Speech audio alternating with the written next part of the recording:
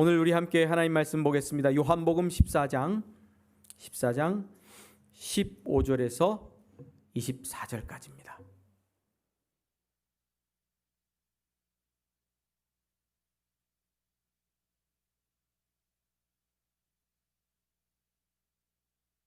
요한복음 14장 15절에서 24절 말씀입니다. 제가 봉독해 드리겠습니다. 내 이름으로 무엇이든지 내게 구하면 내가 행하리라. 15절입니다. 너희가 나를 사랑하면 나의 계명을 지키리라고요. 16절 내가 아버지께 구하겠으니 그가 또 다른 보혜사를 너희에게 주사 영원토록 너희와 함께 있게 하리니 그는 진리의 영이라. 세상은 능히 그를 받지도 못하나니 이는 그를 보지도 못하고 알지도 못함이라. 그러나 너희는 그를 아나니 그는 너희와 함께 거하시며 또 너희 속에 계시겠습니다. 내가 너희를 고아와 같이 버려두지 아니하고 너에게로 오리라. 조금 있으면 세상은 다시 나를 보지 못할 것이로되 너희는 나를 보리니 이는 내가 살아있고 너희도 살아있겠음이라. 그날에는 내가 아버지 안에 너희가 내 안에 내가 너희 안에 있는 것을 너희가 알리라. 나의 계명을 지키는 자라야 나를 사랑하는 자니 나를 사랑하는 자는 내 아버지께 사랑을 받을 것이요 나도 그를 사랑하여 그에게 나를 나타내리라. 가롯인 아닌 유다가 이르되 주여 어찌하여 자기를 우리에게는 나타내시고 세상에는 아니하려 하시나이까. 예수께서 대답하여 이르시되 사람이 나를 사랑하면 내 말을 지키리니 내 아버지께서 그를 사랑하실 것이요 우리가 그에게 가서 거처를 그와 함께 하리라. 나를 사랑하지 아니하는 자는 내 말을 지키지 아니하나니 너희가 듣는 말은 내 말이 아니요 나를 보내신 아버지의 말씀이니라. 아멘.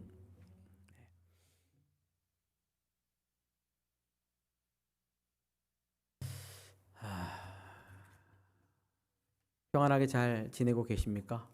코로나 2.5단계로 사회적 거리두기가 올라가서 교회가 더 모이기 어려운 형편이 되었죠. 모든 광고는 주보를 참고해 주시고요. 또 어떤 일이 있을 때에 모이지는 못할지라도 톡방에 기도 제목을 남겨주시고 또 함께 해주시면 좋겠습니다. 요한복음 14장까지 왔습니다. 기적입니다. 기적적으로 왔습니다. 오늘 너무 영광스럽고 중요한 진리의 말씀을 여러분들과 함께 나누게 된 것이 저의 영광이고 저의 기쁨이고 오늘 이런 말씀을 이렇게 할 수 있는 이유가 한 15년 20년 넘게 하나님께서 저를 단련하시고 진리의 조각을 하나 잡고 지금까지 와서 오늘 14장에 이룰 수 있었다 이렇게 말씀을 드리고 싶습니다. 영광의 DNA를 소유하라 라는 제목으로 말씀을 전하려고 하는데 이 제목만 가지고는 정말 부족하고요. 오늘은 구약과 신약을 아우르면서 하나님의 뜻을 살펴볼 것입니다. 여러분, 오늘 이 설교는 제가 말을 더듬던지 재미가 있던지 없던지 듣고 또 들으십시오. 제발 듣고 또 들으십시오. 어떤 저의 인간적 모습과 상관없이 여러 번 들으셨으면 정말 좋겠습니다. 유튜브에 올라갈 테니까요. 물을 기르러 우물에 모이는 시대가 있었죠. 우물에 모여야 됐어요. 물 먹으려면 우물을 가야 되죠. 사막에서는 오아시스를 찾아가서 거기 모여야 되죠. 그렇죠? 그래서 빨래하기 위해서도 냇가에 모여야 되는 시대가 있었어요. 뭐가 없어서 그런 거죠. 상수도가 안 나져 있어서. 그런데 요즘은 수원지에서 상수도로 파이프로 다 물을 다 공급해 줍니다. 김현덕 집사님 양평 집에도 물 나오죠? 그 양평읍에서 멀어요. 근데 거기 파이프가 다 연결돼서 물을 우물이나 냇가로 끌어갈 필요가 없어요. 오아시스를 찾을 필요가 없어요. 어디로 가면 되죠? 화장실이나 또 싱크대에 수도꼭지를 틀면 물이 나와요. 여러분, 얼마나 혁명적입니까?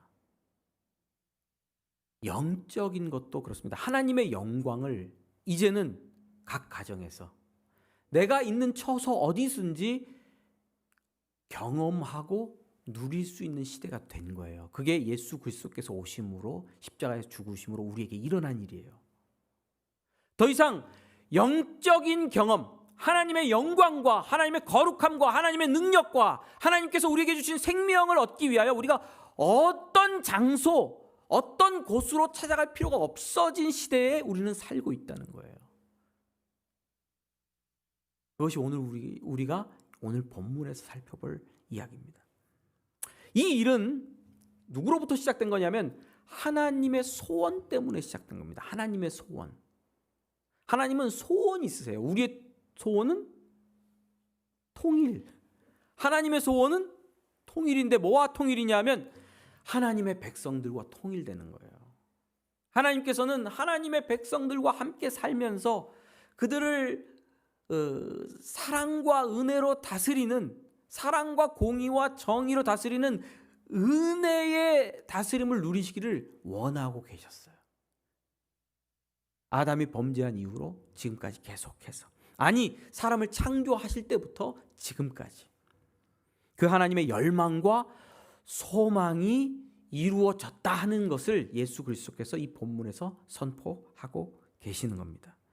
하나님의 소원 성취, 하나님의 소원이 성취됐다 예수님께서 말씀하시고 있는 거고요. 그 소원이 성취됨으로 말미암아 우리에게는 평안이 생겨요. 예수님께서 말씀하시죠. 뒷구절에 보면 예수님께서는 내가 너에게 평안을 주는데 세상이 줄 수 없는, 세상이 주는 것과 다른 평안을 내가 너에게 준다, 그 평안을 끼친다 라고 25절부터 31절 읽어보면 나오거든요. 그 평안의 역사가 우리 안에 일어나고 있는 이유는 하나님 아버지께서 소원을 성취하셨기 때문이에요. 그래서 우리는 흔들리지 않는 평안함, 침대 광고가 아닙니다. 예수님께서 우리에게 주시는 평안함을 누리고 경험할 수 있다고 예수님께서 우리에게 선포하고 계시는 겁니다. 이 하나님의 영광과 임재가 강력하게 드러난 자리가 어디냐면 모세 시대죠. 이스라엘 백성이 출애굽한 그 광야에서 하나님의 영광이 강력하게 드러났어요. 어디에 드러났습니까? 하나님께서 40년 동안 이스라엘 백성들과 동행하실 때 텐트예요. 말하자면 장막, 성막, 거룩한 장막이니까 성막, 회막이라는 곳에 하나님이 임재하셨어요. 그렇죠?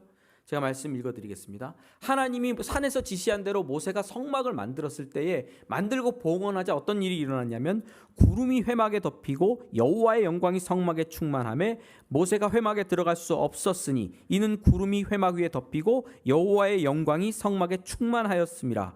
구름이 성막 위에서 떠오를 때에는 이스라엘 자손이 그 모든 행진하는 길에 앞서서 나갔고 구름이 떠오르지 아니할 때에는 떠오르는 날까지 나아가지 아니하였으며 낮에는 여호와의 구름이 성막 위에 있고 밤에는 불이 그 구름 가운데 있으므로 이스라엘의 온 족속이 그 모든 진행하는 길에서 그들의 눈으로 보았더라. 출애굽기 40장 34절에서 38절 출애굽기 마지막 말씀이에요. 모세가 성막을 하나님의 말씀대로 봉헌하자 하나님이 임재하셨어요. 모든 백성들이 하나님의 임재를 보는 거예요. 구름이 쫙 임하는 거예요. 구름이 떠오르면 어떻게 합니까? 이스라엘 백성들이 다 텐트를 정리하고 자기들의 장막을 정리하고 구름을 따라서 광야를 이동해요. 구름이 머물면 머물러요. 누가 함께 하시는 거죠? 광야 40년 누가 함께 하셨어요? 하나님께서 함께 하시면서 이스라엘 백성들을 그 광야 죽음의 땅을 생명으로 건너게 하셨어요. 그 불모의 땅을 생명의 역사로 함께 하셨어요. 그 절망을 소망의 땅으로 함께 하시면서 다스리셨어요. 그게 광야 40년 하나님이 임재의 역사요, 하나님의 영광을 경험한 역사예요. 할렐루야. 놀라운 역사죠. 그런데 여러분, 하나님이 모세에게 만들라고 하신 성막은 사이즈가 어떻게 될까요? 성막은요, 바깥 뜰이 있어요. 뜰 포장을 치거든요. 이렇게 벽 사이즈가 길이가 45m에서 22m, 45, 22m예요. 커요, 작아요? 뭐 꽤 크다고 말할 수 있지만 하나님의 임재에 비해서는 작죠. 그러면 뜰 포장 그 벽 말고 그 안에 하나님이 실제로 임재하시는 성막의 사이즈는 14m 14m에다 4m 정도 돼요. 14에서 4m. 누가 평수로 계산했더라고요. 한국 사람들은 평수로 계산해야 돼요. 19평 정도 돼요. 19평. 19평이 안 돼요. 18점 몇 평 돼요. 하나님이 어디 거하신다고? 18평. 여기보다 작아요. 이 우리 스페이스 이 카페보다 작아요. 거기 하나님 거하신다는 거예요. 근데 그 14평, 그 19평, 14m, 4m도 또 나눠요. 또 4m를 중간에 또 그 휘장을 쳐가지고 4m 지성소라고 하는 방이 있거든요. 그 4m 되는 지성소, 그 5평이 안 돼요. 5평이 안 되는 곳에 하나님께서 또 임재하시는 거예요. 그 지성소가요. 그 지성소 안에는 뭐가 있습니까? 하나님의 말씀을 담은 법궤가 있고, 거기 두 그룹이 날개를 펴서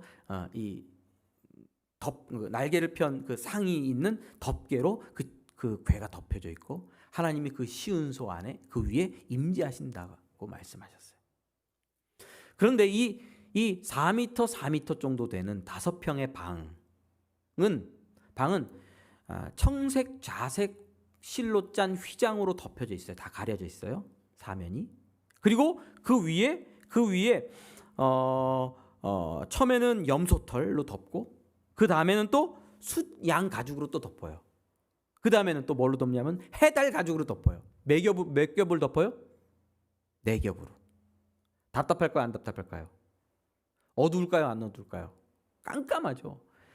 5평짜리 깜깜하고 답답한 방 안에 하나님께서 임재하셨어요. 이상하죠? 환기도 안 되는 거예요.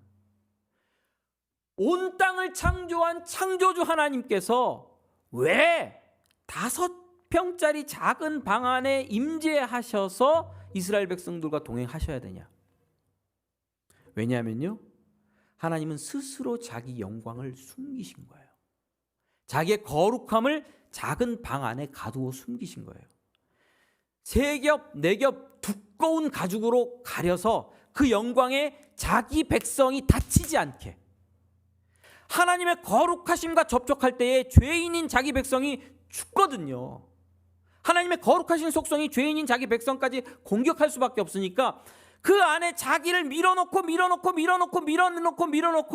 5평 방 안에 자신의 영광을 밀어넣고 숨기신 전능하심을 드러내신 자리가 지성소예요. 거기다 뭘로 덮었어요? 빽빽한 구름으로 가려서 본인의 영광이 드러나서 자기 백성들을 해치지 않고, 그럼에도 불구하고 자기 백성들과 뭐하는? 동행하고 동거하고 그들을 사랑과 정의와 은혜의 다스림의 길로 인도하고 싶은 열망이 있으셨기 때문에, 그렇게 해서라도 내가 너희들을 따라다니면서 너희들을 도와주고 이 광야에서 살려주고 먹을 것과 입을 것을 주고 샌달이 닳지 않게 해주고 옷깃이 헤어지지 않도록 내가 도와주려고 하나님이 전능하신 능력으로 본인의 영광을 감춘 자리가 지성소예요. 지성소, 성막, 이 담고 있는 것은 하나님의 열망이고 하나님의 소원입니다. 나는 너희와 함께하고 싶다. 나는 내 백성 중에 거하며 그들을 사랑과 정의와 공의와 은혜의 통치 가운데, 생명의 통치 가운데 나아가게 하고 싶다 하는 것이 하나님의 열망이고 하나님의 소망이세요. 출애굽기가 그 소망을 우리에게 보여주는 거예요. 그런데 그 기적, 크신 하나님이 5평짜리 지성소 안에 거하는 것도 기적인데 더 큰 기적이 일어나는데 뭐냐 하면 우리 기독교에서 성육신이라고 불리는 사건이에요. 태초에 말씀이 계시니라. 이 말씀이 하나님과 함께 계셨으니 이 말씀은 곧 하나님이시니라. 그가 태초에 하나님과 함께 계셨고 만물이 그로 말미암아 지은 바 되었으니 지은 것이 하나도 그가 없이는 된 것이 없느니라. 14절 말씀이 육신이 되어 우리 가운데 거하심에 우리가 그의 영광을 보니 아버지의 독생자의 영광이요 은혜와 진리가 충만하더라. 요한복음 1장 1절 2절 14절을 읽어드렸습니다. 예수님은 누구십니까? 말씀이시죠. 태초의 말씀. 어떤 말씀? 온 세상을 창조한 말씀. 만물이 그로부터 나왔고 그 안에 생명이 있는 크신 하나님이에요. 그분이 육신을 입고 오셨어요. 말씀이 육신이 되어 우리 가운데 거하심에. 우리 가운데 거하심에. 말씀이 육신이 되어 우리 가운데 거하심에. 이 말의 뜻을 문자적으로 또 문법적으로 쭉 살펴보면 이런 뜻이 있습니다. 하나님께서 말씀이신 분이 육신이라는 텐트를 육신에 거하면서 우리 안에 텐트를 치고 우리 가운데 거하셨다, 이런 뜻이 돼요. 육체로 오셔서 우리와 함께 거하셨다. 이게 무슨 뜻이냐면 우리 가운데 텐트를 치셨다, 우리 가운데 장막을 치셨다, 이런 큰 뜻이 들어 있습니다. 광야 40년 동안 텐트를 치고 지성소에 거하셨던 하나님께서 오늘날 2000년 전에 예수 그리스도라는, 예수님이라는, 예수라는 인간의 몸 안에 내주하셔서 우리와 함께 거하신 거예요. 인간의 몸이라는 텐트 속에 들어오셨어요. 이게 기적이죠. 하나님이 작은 사람의 몸 안에 들어오신다? 전능하신 능력이 아니고는 안 되는 일이 일어난 겁니다. 제자들은 그래서 예수님을 보면서 요한이 얘기하고 있는 건 뭐냐면 우리가 그를 봤다, 그를 만졌다, 이런 거예요. 하나님을 보고 우리가 하나님을 만진 증인들이다. 요한복음, 요한일서, 요한이서, 요한계시록이 다 증언하는 것은 뭐냐면 우리는 살아계신 하나님, 우리와 동행하신 하나님을 보았고 만졌고 그분에 대한 증인이다. 이게 요한복음의 이야기하는 방법이에요. 제자들은 예수 그리스도와 동행하면서 이 창조의 말씀을 들었고 영광스러운 기적을 경험했어요. 예수 그리스도 육체를 통해서. 어떤 기적입니까? 물로 포도주를 만드는 기적. 죽어가는 사람을 향하여 말씀만 하시자 살아나는 기적. 오병이어로 5,000명을 먹이는 기적. 다 죽은 나사로, 죽어서 썩는 나사로를 향하여 나사로야 나오라 할 때 죽음에서 생명으로 바뀌어서 나오는 생명의 역사를 이루는 기적을 맛봤죠. 창조주 하나님의 영광을 제자들은 예수 그리스도, 예수라는 사람 안에 거하신 하나님을 통하여 보았죠. 그래서 이렇게 기록하고 있는 것입니다. 말씀이 육신이 되어 우리 가운데 거하심에 우리가 그의 영광을 보니 아버지의 독생자의 영광이요 은혜와 진리가 충만하더라. 보고 만지고 경험하고 증언하고 있는 겁니다. 요한이 우리들에게.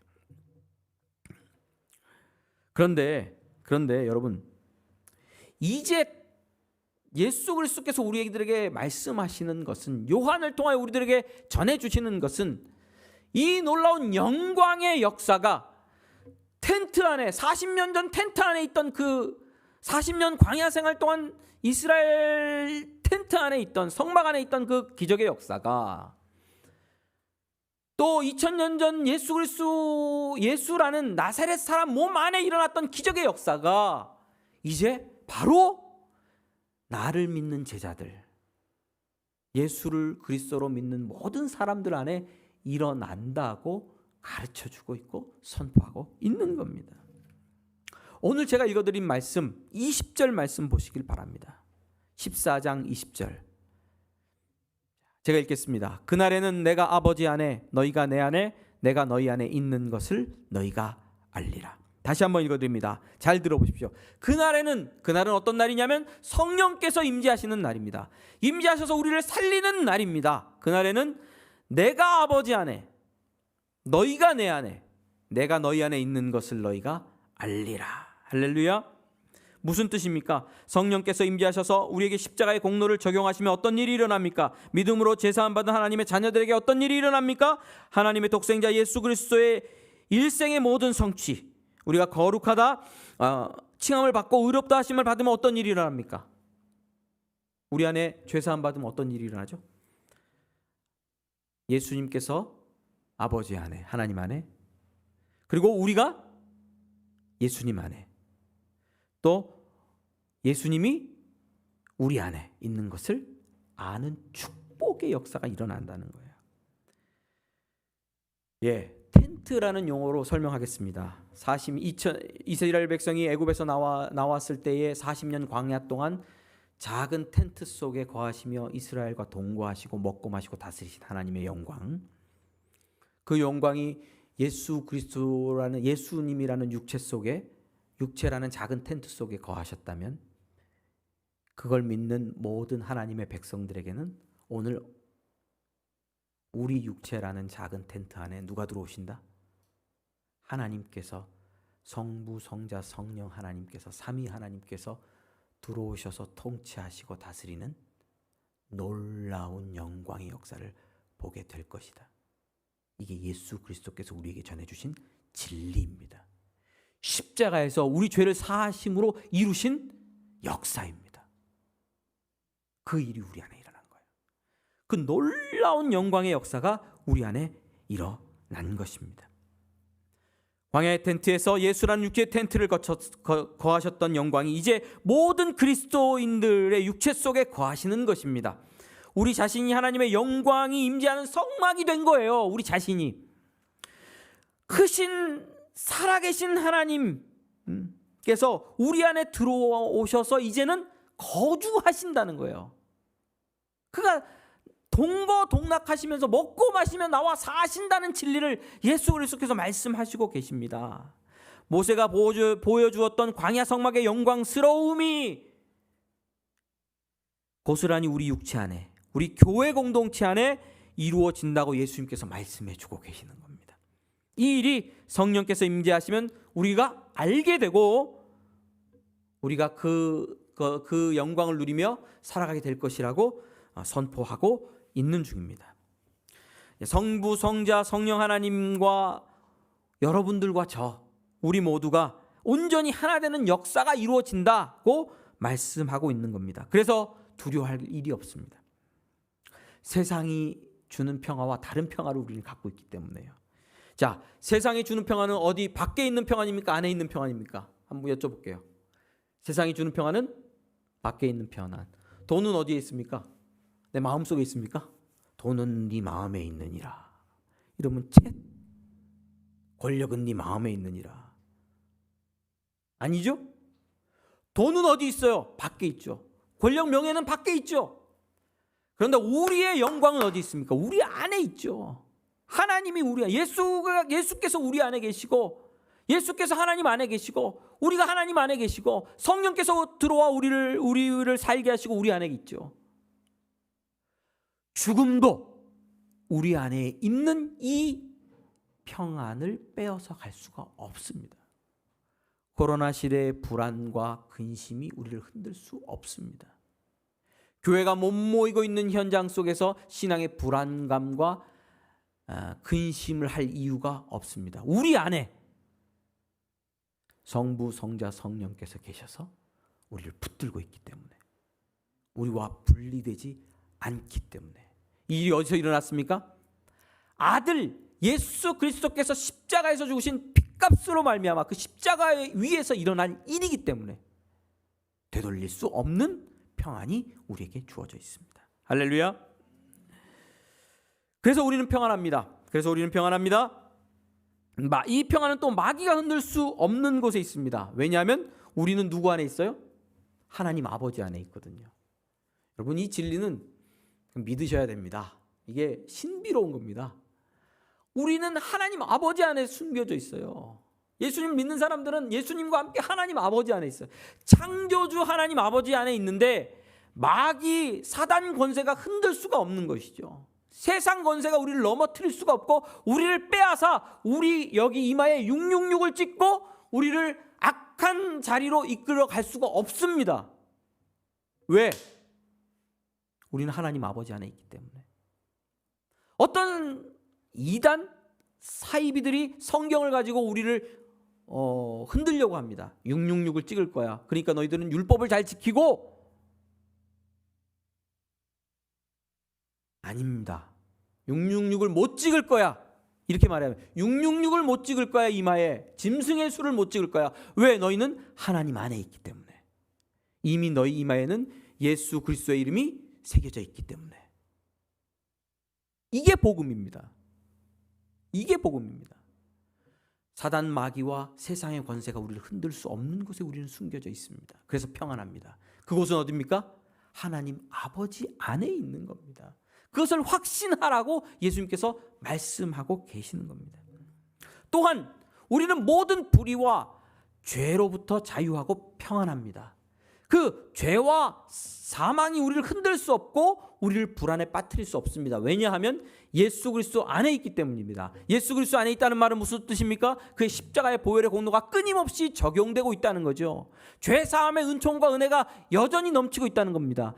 우리의 과거의 죄와 현재의 죄와 미래의 모든 죄로부터 우리를 보호하고 있고 그 죄가 우리를 흔들어서 사망 권세에 빠지지 않도록 하나님의 영원한 심판에 빠지지 않도록 보호하고 있습니다. 그래서 우리는 평안합니다. 성령께서 우리 안에 이제 생수를 솟아나게 하십니다. 생수의 강이 강같이 흘러 넘침으로 말미암아 영생의 역사를 경험하고 더 이상 죽음의 공포와 근심 가운데 사로잡히지 않을 겁니다. 그래서 우리는 평안합니다. 세상이 주는 평화와 다른 평안을 우리는 경험하고 살아가는 그리스도인입니다. 여러분, 그날에는 내가 너희 안에, 너희가 내 안에, 내가 너희 안에 있는 것을 알리라 하는 말씀을 믿으십시오. 이 말씀이 여러분들 안에 온전히 이루어지고 있다는 사실을 믿으십시오. 다른 것을 믿을 것이 아니라 이 말씀을 믿어야 되는 것입니다. 여러분, 결국 어디가 성전입니까? 바울 사도가 고린도서에서 말했듯이 우리 육체가 성전이죠. 우리가 연결된 이 자리가 성전이죠. 광야의 텐트, 구약의 성전, 예수님의 육체, 이제 여기 이 교회 장소가 우리가 예수님의 이름을 고백함으로 모여있는 장소가 성전이고, 흩어져 있는 모든 성도들이 예배하며 예수님을 그리스도라 고백하는 그 자리가 성전인 줄 믿습니다. 어느 곳이든지 예수 그리스도 이름으로 수돗물을 트십시오. 영생수를 두십시오. 그 자리에서 영생의 역사를 경험하게 될 것입니다. 이것이 혁명입니다. 성경에서 말하는 참된 생명의 혁명, 그것이 이 말씀입니다. 집집마다 상수도 공사가 이미 끝났어요. 여러분들 가정의 상수도 공사가 끝났어요. 영적 상수도 공사는 예수님을 믿음으로 말미암아 끝났어요. 그 자리에서 여러분들이 신앙을 고백하고 하나님의 이름을 부르기만 하면 역사와 능력과 생명을 경험하게 됩니다. 온라인으로 예배하십니까? 그 자리가 성전인 줄 믿으시길 바랍니다. 바이블 타임을 펴고 묵상하며 기도할 때 하나님의 영광스러운 임재를 맛보게 될 것입니다. 인생의 고통스러운 터널을 지나는 그 순간, 그 자리가 어디든지 예수님의 이름을 부르며 엎드릴 때에 삼위 하나님의 영광스러운 임재를 경험하게 되고 누구도 흔들 수 없는 구원의 역사를 맛보게 될 것입니다. 여러분, 코로나 때문에 못 모이면 어떻습니까? 가정에서 예배하십시오. 공원을 돌면서 기도하십시오. 이부자리에서 무릎을 꿇고 뒹굴면서 간구하십시오. 직장에서 식사 시간에 기도하십시오. 우리는 이미 성전입니다. 믿으십니까? 무엇을 하든 어디 있든 성전입니다. 우리로 말미암아 어떤 일이 일어나는지 잘 보십시오. 그래서 우리로 말미암아 우리가 거하는 곳이 하나님의 임재가 있는 성전이 되죠. 우리 성도 어린아이까지 한 48명이 흩어져 있으면 48곳에 성전이 생겨나게 되는 겁니다. 흥분되지 않습니까? 이게 제 비전입니다. 샘터에 대한 비전입니다. 1000명이 성도라면 이 세상 광야에 성전이 1000개 생기는 겁니다. 성도가 10,000명이라면 이 땅 위에 생명샘의 역사가 10,000곳에 터지는 일이 일어나는 겁니다. 이것이 저의 열망이 아니고 하나님의 열망이고, 저의 소망이 아니고 하나님의 소망이고, 이 일을 제가 이룬 것이 아니고 예수 그리스도께서 십자가에서 이루셨고 이 일을 제가 정욕하는 것도 아니고 성령께서 여러분들 안에 적용하고 이루어 가십니다. 사랑하는 성도 여러분, 우리는 흩어져 있는 교회입니다. 흩어져 있는 교회란 말입니다. 믿으십니까? 흩어져 있고 흩어져 모인다는 말은 무슨 뜻이냐면, 우리 모두가 흩어져 있을지라도 성령 안에서 하나로 연결되었다는 뜻이고, 또 우리가 흩어져 있는 그곳에서도 성전으로서 하나님을 어디서든지 경험할 수 있다는 뜻이고, 또 무슨 뜻이냐면 서로 연결을 향하여, 서로의 연결과 만남을 향하여 생명의 역사가 있다는 뜻입니다. 쉽게 자석 있잖아요. 자석이 보이시나요? 없으니까 안 보이시겠죠? 벌거벗은 임금님 자석은 작은 자석이 여러 개 있다고 생각해 보십시오. 뭐를 띠고 있죠? 자성. 그렇죠? 철이나 쇠붙이를 붙이려고 하는, 끌어당기는 자성. 근데 이 자석들은 가까이 있는 자석들끼리 서로 끌어당기는 본성이 있잖아요. 자석들을 가까이 갖다 대면 딱딱딱딱 붙잖아요. 그리스도인 안에 있는 생명은 이런 겁니다.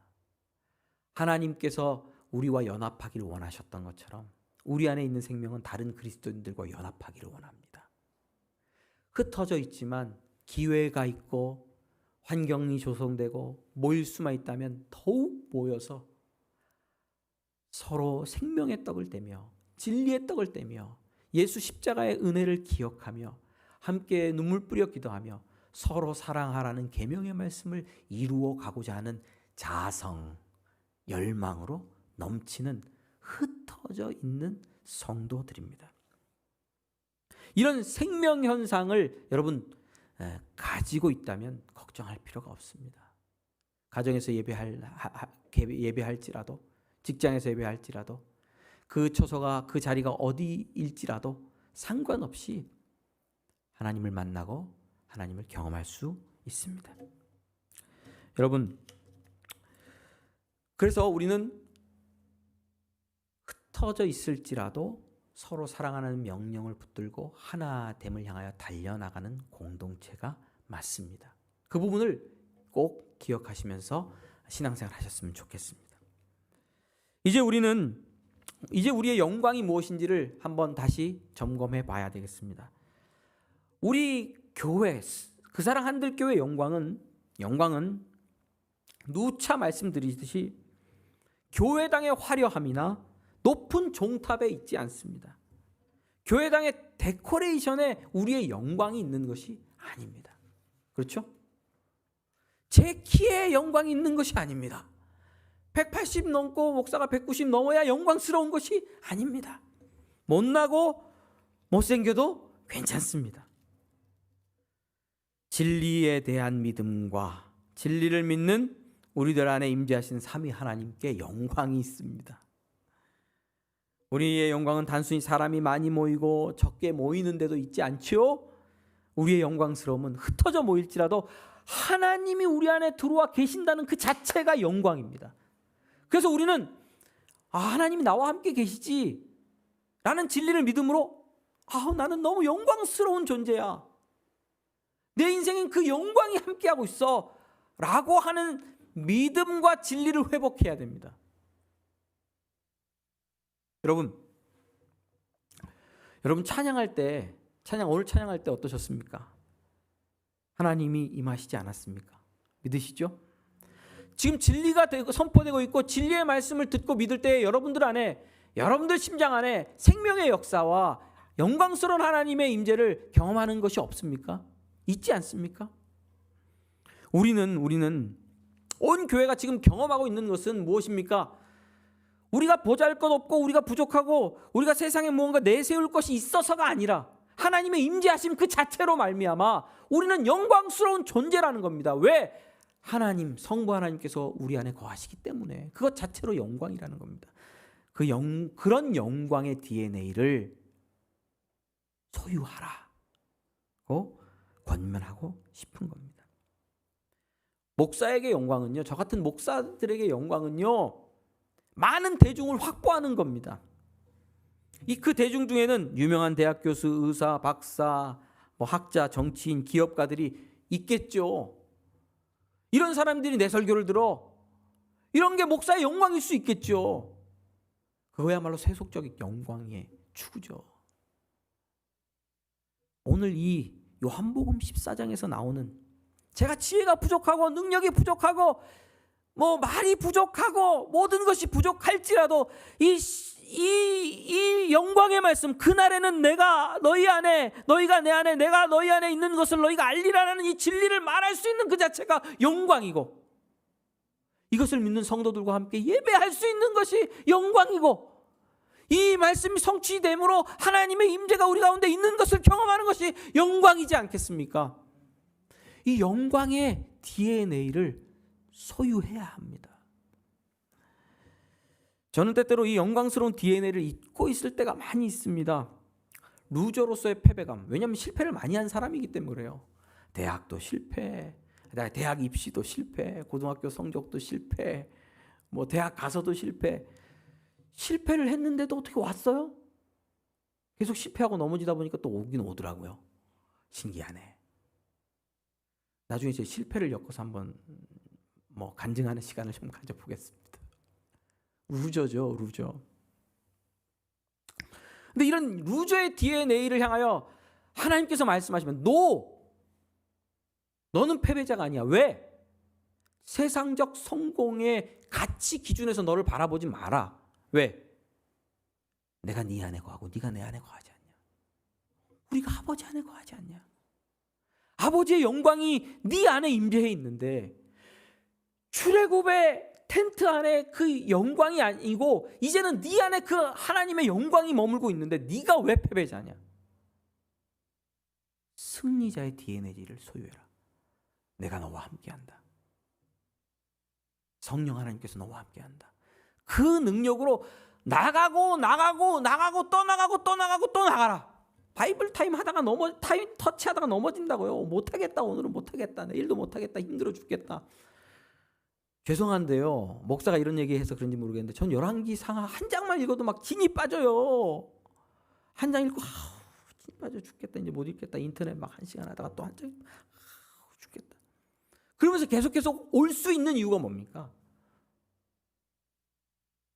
실패하지만 또 할 수 있는 이유가 뭡니까? 그분의 영광이 머무니까. 그분의 영광이 머무니까. 이제 이 목회 그만두고 그만 가야 되겠다 딱 할 때 다시 일어나서 가게 하는 힘은 어디에 있습니까? 하나님의 영광이 많은 거잖아요.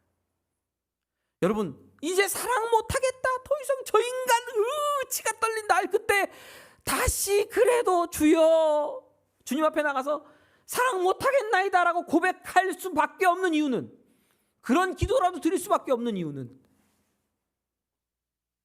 그분이 내 안에, 내가 그분 안에 거하기 때문이라. 이런 영광의 DNA가 우리를 이끌고 인도하고 있다는 사실을 기억하시기를 바랍니다. 그래서 우리는 더욱 우리 찬양팀으로 하면 최고의 찬양을 향하여 나갑니다.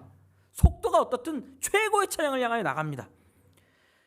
최고의 말씀과 설교와 예배와 헌신과 전도와 구제와 사랑을 향하여 자꾸 나아갑니다. 더 고급스럽게, 더 아름답게, 하나님이 보시기에 더 놀라운 모습으로 완성되어 갑니다.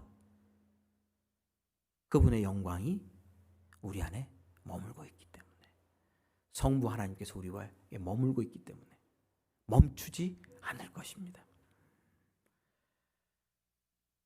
여러분, 이 진리를 믿으십시오. 이보다 더 큰 복음은 없습니다. 우리 그리스도인들에게 이게 복음이에요. 복음이에요. 코로나 시대 흩어진 교회로서 내 안에 주님께서 임재하시겠다고 하신 약속이 이루어지는 것보다 더 큰 복음은 없습니다. 이런 시급한 데 기도하십시오. 주님, 이 말씀이 내 안에 이루어지기를 원합니다. 우리 가정 안에 이루어지기를 원합니다. 내 직장에서 내가 성전되기를 원합니다. 내가 이웃들에게 생명을 보내는 생명수가 흘려나가는 성전 되게 하여 주옵소서. 이보다 더 시급한 기도가 없어요.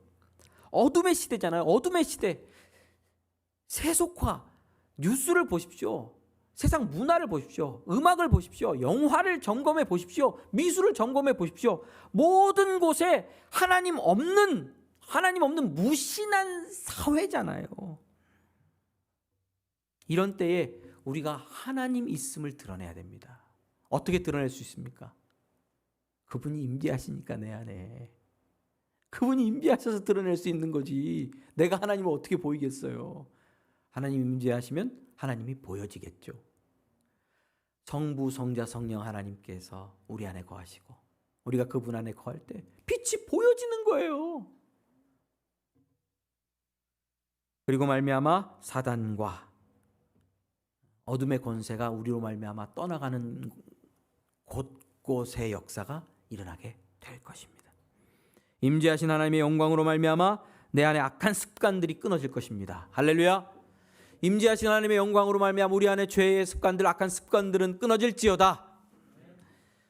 하나님이 기뻐하시는 의의 열매를 맺고 하나님께서 즐거워하시고 행복해 하시는 의의 열매를 맺어 하나님께 영광 돌려드리는 삶으로 바뀌어지게 될 것입니다.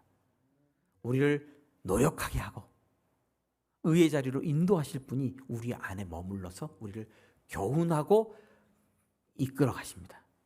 경책하실 수도 있고 책망하실 수도 있고 때때로는 때리실 수도 있겠죠. 그래도 그분께서 우리를 영광스러운 모습으로 바꾸어 나아가실 것입니다. 거룩한 삶으로 나아가게 하실 것입니다. 왜요? 그분이 우리 안에 거하시기 때문에 이런 일이 일어날 것입니다. 그래서 주변 사람들에게 선한 역을 미치게 되고 주변 사람들이 우리로 말미암아 우리 안에서 일하시는 주님을 만나보게 될 것입니다. 이를 위해서 기도하십시오.